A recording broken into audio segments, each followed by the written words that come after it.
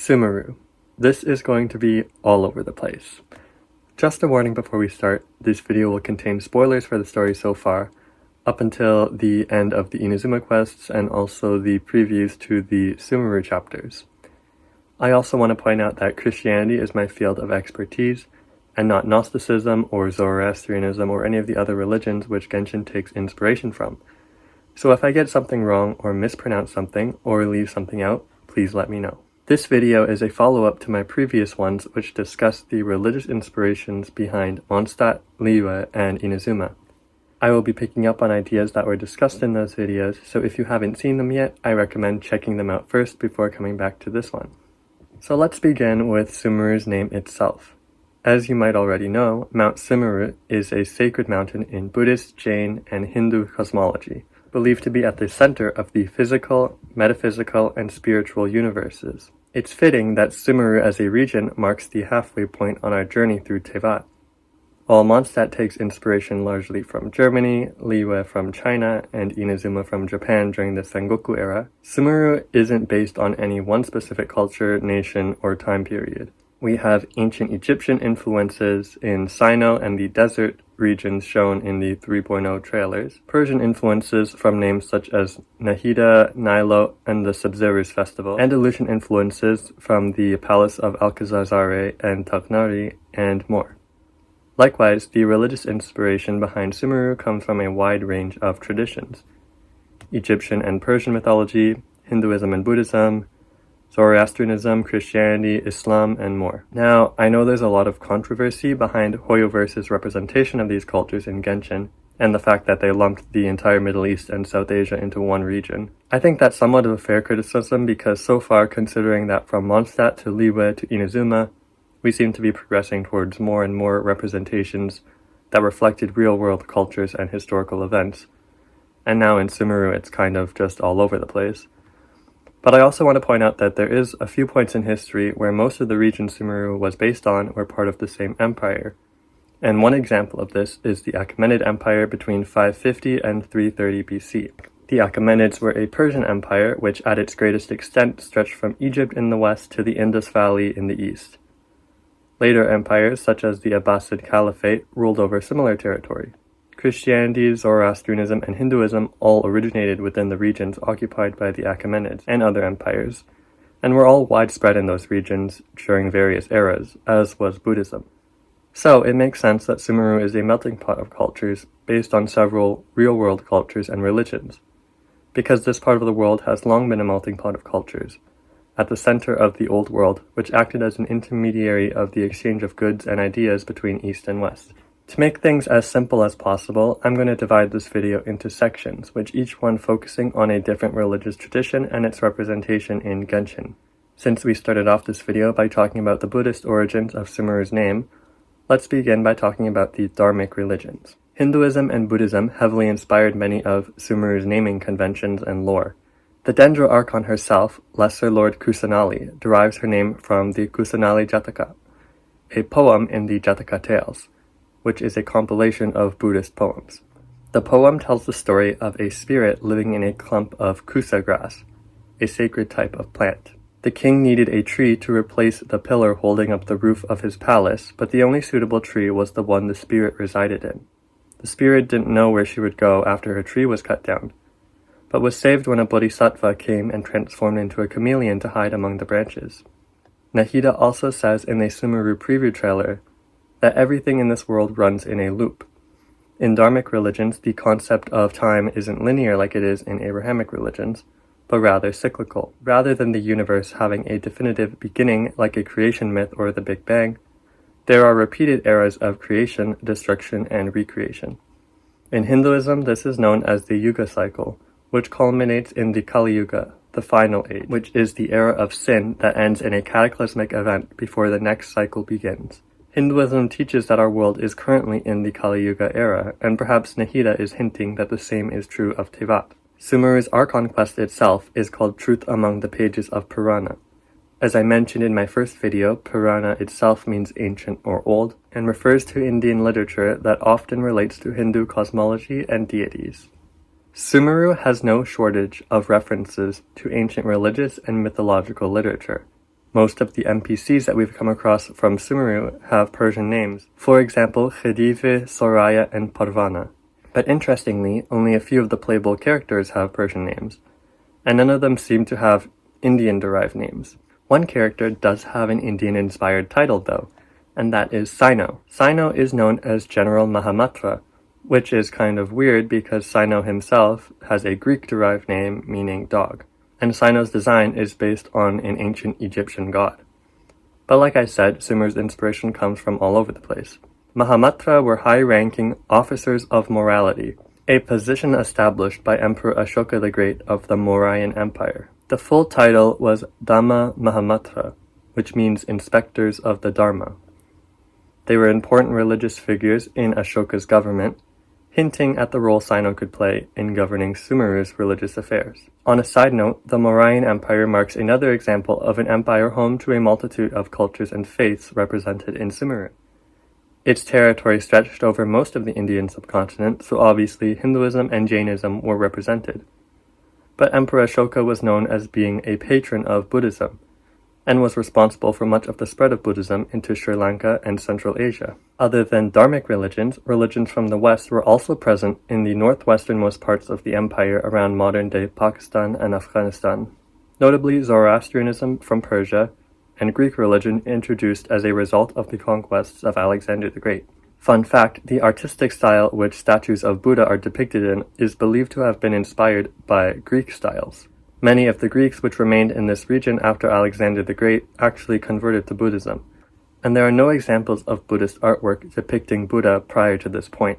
So having a character like Sino, who derives inspiration from both Greek and Indian influences, actually has a degree of historical accuracy. Other than characters, some of the place names also derive their meanings from dharmic religions. Taghnari and Kali are rangers who watch over the avidya forest, which in Sanskrit means ignorance or unwisdom.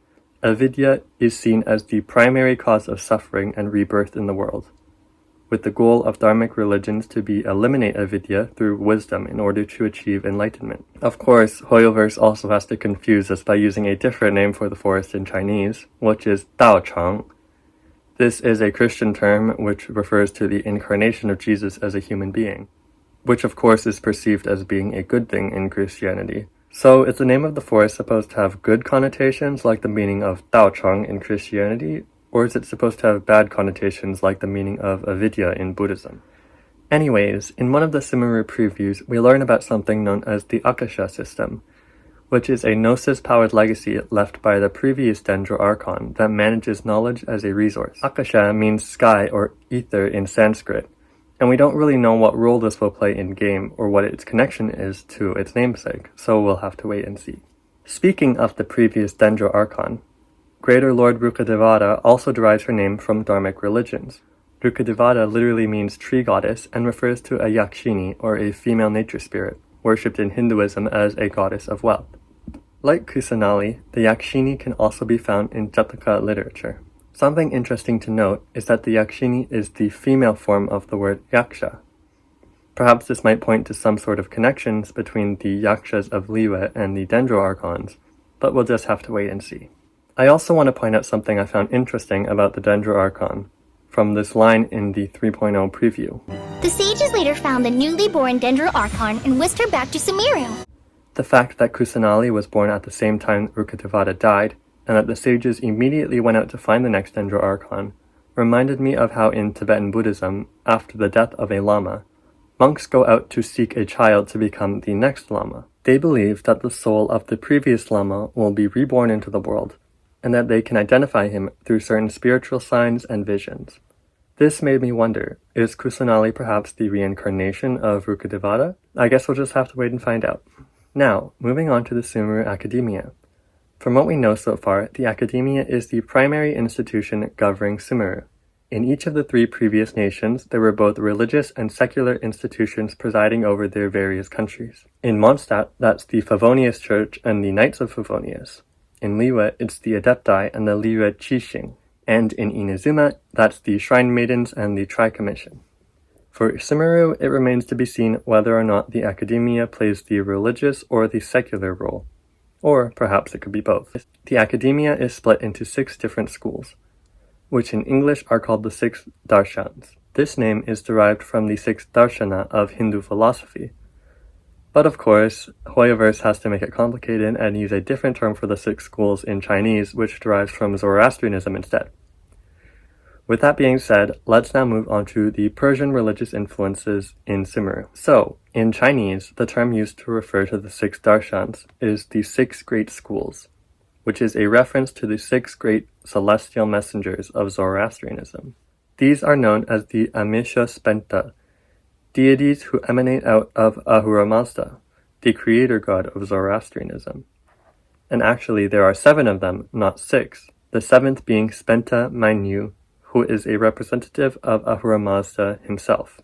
Of the 4 schools that have been mentioned in-game so far, all of them references one of the 6 remaining deities, so it can be assumed that the last 2 schools will be references to the remaining ones. Pardon me if I mispronounce any of these, I do not speak any Persian, okay? Starting off with Shatawar, which takes its name from the god Kshatravaira, meaning desirable dominion. Originally, this god did not have any particular associations, but later he became considered the guardian of metals, so it can be assumed that this school in Sumeru will play a similar role. Next is Spantamad, derived from Spenta Armaiti, meaning holy devotion. She is the deity of the earth and death, and is seen as the wife or companion of Ahura Mazda. Next is Harvatat, derived from Harvatat, meaning wholeness or perfection. This is the school that al-haitham and possibly Sino are affiliated with. Finally, we have Amurta, derived from Amaratat, meaning immortality. She is a goddess affiliated with plant life, so it makes sense that Takhnari, our little foxboy forest ranger, is a member of this school. Now, as for the other 2 schools, which haven't been mentioned in-game so far, they will most likely be derived from Asha, meaning truth or righteousness, and Vohumana, meaning good purpose. The honorifics which the Academia ascribes to its scholars and researchers also have their origins in Zoroastrianism. Driosh, the title for traveling scholars, is the root word for a dervish, someone who seeks spiritual salvation through asceticism. Dastur and Hudbad, on the other hand, come from Persian terms referring to Zoroastrian high priests. Now that we've covered all that, it's probably time we get to the Dendro Archon herself. Well, we already talked about her earlier since Kusanali is an Indian-derived name. However, unsurprisingly, Hoyoverse has to further confuse us by giving her Persian connections as well. During the Windbloom Festival, the NPC Sayid says that the Sabzeruz festival is celebrated in Sumeru to mark the birth of Lesser Lord Kusanali. Sabzeruz means the day of grass, and is possibly inspired from Nowruz, the Persian New Year. We also learn from the NPC Vahid in Rito that Kusanali is the grantor of the Anahitan blessing, said to be a type of fertilizer infused with elemental energy that grants vitality, no matter how barren a land is. Anahita is the Persian goddess of the waters, and associated with fertility, healing, and wisdom. Interestingly, the upcoming character Nahida seems to derive her name from Anahita as well.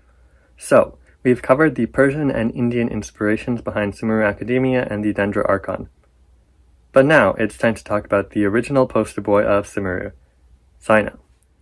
Back when Sino was the only character in Sumeru we knew about, everyone thought that Sumeru was going to derive its influence from ancient Egypt because of his design. But then, NPC names and crumbs about the Persian and Indian influences in Sumeru started to come out, and everyone was kind of confused. Is Sumeru going to be based on Egypt, Persia, India? Well, the answer was yes to all. And yeah, there's no lack of ancient Egyptian inspiration in Sumeru. So let's talk about that for a second, because there was something that stood out to me. In the Sumeru trailers, we see glimpses of the enormous temples, tombs, and pyramids out in the desert, and the statues in front of those buildings bear striking resemblance to actual deities in real-world Egyptian religion. You can see what looks like Horus, Sobek, and a god that is either Anubis or perhaps Set. But I don't know exactly what these statues symbolize in terms of Genshin lore. So far, we've seen giant statues throughout Tevat, from the Venti statue in Mondstadt, the thousand-armed hundred-eyed god in Minazuma, and these guys in Liyue. But there hasn't been any statues depicting actual real-world deities up until this point. Is it just an aesthetic and stylistic choice, like how using the cross in Mondstadt was stylistic since there's no Jesus or crucifixion in Genshin lore? If so, then that's kinda disappointing, I guess. I'm hoping they actually draw upon this lore a bit more, And who knows, maybe there is some kind of real connection here between the gods worshipped in the desert regions of Sumeru and the gods worshipped in ancient Egypt. After all, we did already have mentions to real-world events from Venti in the manga. Sino himself has his design based off Anubis, the ancient Egyptian god of the dead, who was recognizable by his distinctive jackal head. One of his most notable depictions is as the guardian of the scales, who weighs the hearts of the deceased in order to determine if they're worthy of entering the underworld. Priests who served Anubis would wear masks with their god's likeness during ritual ceremonies, which Sino's design is a nod to. Sino's name itself comes from the Greek word for dog, like I mentioned, and Sinopolis, the city of dogs, was not coincidentally the center of the cult of Anubis. With all this in mind, it's very possible that Sino's role in-game will be similar to that of the ancient Egyptian god, serving as a guardian or perhaps even being affiliated with death in some way. But Sino's character not only draws inspiration from the Egyptian god Anubis and the Indian title Mahamatra, but also Judeo-Christian sources as well, at least in the manga. When Lisa calls Sino to Mondstadt to help seal away the god's remains that are afflicting Kale, he says these words. Translated into English, this says, "These four-lettered words are known as Tetrograms, and are a way of writing out God's name in Hebrew. This one means Yahweh, the name of God in Christianity and Judaism. This one means Adonai, or my Lord in Hebrew, which is a common title given to God. This one means I am that I am, the name by which God revealed himself to Moses. And finally, this one, which I think means Almighty God, which is pretty self-explanatory, but correct me if I'm wrong on that. Now, altogether, the ritual which Sino performs is known as the Lesser Banishing Ritual, and actually doesn't come from Judaism or Christianity themselves, but occultism. It has all sorts of symbolism and connections to Gnosticism, Kabbalah, Hermeticism, and so on, but I'm not going to get into all that. If you want to learn more, I recommend checking that out for yourself. Another aspect of Sumeru's inspiration which is derived from Christian influence are the Eramites. In Chinese, the term which is used is different and is pejorative for someone with no skills who leaves and goes off on their own. But in English, the term Eremite refers to a religious hermit. Hermeticism was a notable feature of early Christianity and began in the 3rd century in the Egyptian desert. The Eramites in Genshin are a mercenary group, but the historical Eramites were really just monks who went to live off on their own or form small monastic communities in the desert in an attempt to withdraw from society. This was actually how Christian monasticism was founded, before it later spread to places like France and Ireland. One in-game character we know of who's a member of the Eramites is Dea. She was an Amazigh queen who led one of the final resistances against the Muslim conquest of North Africa. The Amazigh are also called Berbers and were the indigenous people of much of North Africa prior to Arabization. Dea is also known as al-kahina in Arabic, meaning the priestess soothsayer. And while she certainly wasn't a hermit of any sort, she most likely was a Christian. Many of the Amazigh tribes in this area had already converted to Christianity by this point, including her predecessor King Kusaila. Speaking of characters named after historical figures, we also have Takhnari and al-haitham, both of whom are based off medieval Arab scientists.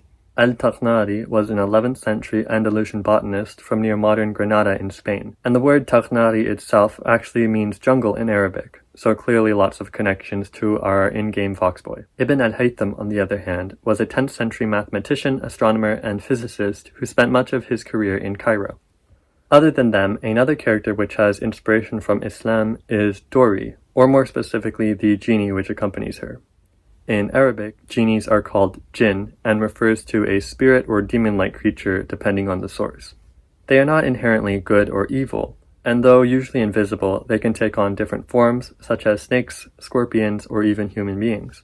The association of genies with wish-granting and lamps doesn't come from Islam itself, but rather the story of Aladdin from Arabian Nights. Fun fact, the original story of Aladdin was actually set in China, not in the Middle East. So I guess in a weird way, Genshin's Chinese developers are depicting a cultural representation of a foreign culture which was initially intended to be a representation of their culture anyways. And we just kind of ended up with something that really wasn't representing any culture at all, but got modified along the way as it was passed down. And before we move on, Genshin Strip Marketing just revealed a new character, Candice, the descendant of King Deshret. Deshret is the name for the red crown of Lower Egypt that was later combined with the white crown of Upper Egypt to represent the pharaoh's rule over a united Egypt. but the historical Candice actually comes from Nubia, the land south of Egypt. Candice was not a name, but rather a title, and was the Latinized form of the Meroitic title for the sister of the king of Kush, Kandake. There were 4 Kushite queens who were known historically as Kandake. The most prominent source referring to the Kandake is the book of Acts in the New Testament, which says, "Now an angel of the Lord said to Philip, 'Rise and go toward the south, to the road that goes down from Jerusalem to Gaza. This is a desert place.' And he rose and went. And there was an Ethiopian, a eunuch, a court official of Candice, queen of the Ethiopians, who was in charge of all her treasure.